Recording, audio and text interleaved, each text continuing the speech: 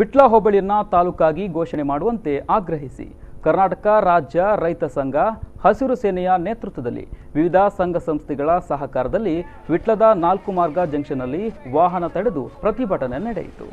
ಧರಣಿಯ ವೇಳೆ ಕರ್ನಾಟಕದ ರಾಜ್ಯ ರೈತ ಸಂಘ ಹಸಿರು ಸೇನೆಯ ಜಿಲ್ಲಾಧ್ಯಕ್ಷ ಶ್ರೀಧರ್ ಶೆಟ್ಟಿ ಬೈಲು ಮಾತನಾಡಿ 60,000 ಜನಸಂಖ್ಯೆ ಇರುವಂತಹ ಭಾಗವನ್ನು ತಾಲೂಕು ಕೇಂದ್ರ ಮಾಡಲಾಗಿದೆ. ಆದರೆ 1.5 ಲಕ್ಷ ಜನಸಂಖ್ಯೆ ಇರುವ ವಿಟ್ಲವನ್ನು ಇನ್ನೂ ತಾಲೂಕಾಗಿ ಘೋಷಣೆ ಮಾಡದೆ ಇರುವ ಹಿಂದೆ ರಾಜಕೀಯ ಪಕ್ಷಗಳ ಕೈವಾಡವಿದೆ. ರಾಜಕೀಯ ಪಕ್ಷಗಳ ಕಾಲೆಳೆತದಿಂದಾಗಿ ವಿಟ್ಲ ಅಭಿವೃದ್ಧಿ ಆಗಲಿಲ್ಲ. ರಾಜಕಾರಣಿಗಳ ಇಚ್ಛಾಶಕ್ತಿಯ ಕೊರತೆಯಿಂದಾಗಿ ವಿಟ್ಲ ತಾಲೂಕಾಗಿ ಘೋಷಣೆ ಆಗಲಿಲ್ಲ ಎಂದು ದೂರಿದರು. ಈ ವೇಳೆ ಕರ್ನಾಟಕ ರಾಜ್ಯ ರೈತ ಸಂಘ ಹಸಿರು ಸೇನೆಯ ರಾಜ್ಯ ಕಾರ್ಯದರ್ಶಿ ಕುಮಾರ್ ಸುಬ್ರಹ್ಮಣ್ಯ ಶಾಸ್ತ್ರಿ ಸೇರಿದಂತೆ ಮತ್ತಿತರರು ಉಪಸ್ಥಿತರಿದ್ದರು.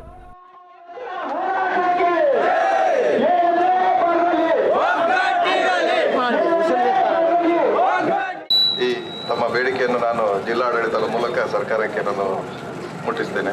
ಈಗಾಗಲೇ ತಾವು 10ವರೆಗೆ ತಹಶೀಲ್ದಾರ್ ಬರಬೇಕಿತ್ತು ಅಂತ ತಾವು ಹೇಳಿದ್ರಿ. ಈಗಾಗಲೇ ನಾನು ಮುಲ್ಕಿ ತಹಶೀಲ್ದಾರ್ ಆಗಿರೋದ್ರಿಂದಾಗಿ ಜಿಲ್ಲಾಧಿಕಾರಿ ತಹಶೀಲ್ದಾರ ಕಚೇರಿಯ ತಹಶೀಲ್ದಾರ್ ಸಹ ನನ್ನ ಪ್ರಭಾವದಲ್ಲಿ ಇರುವುದರಿಂದಾಗಿ ಪಾವಂಜಲಿ ಇದ್ದೆ. ಅಷ್ಟೊತ್ತಿಗೆ ಜಿಲ್ಲಾಧಿಕಾರಿ ಮತ್ತು ಅಪರ ಜಿಲ್ಲಾಧಿಕಾರಿ ಫೋನ್ ಬಂದು ಕೂಡಲೇ ಹೊರಟಿದ್ದೇನೆ. ಸ್ವಲ್ಪ ಇಲ್ಲಿಗೆ ಬಂದು ಅಲ್ಲಿಂದ ಬರುವ ಸಮಯ ಇಲ್ಲಿಗೆ ಇರುವುದರಿಂದ ವಿಳಂಬ ಆಗಿದೆ.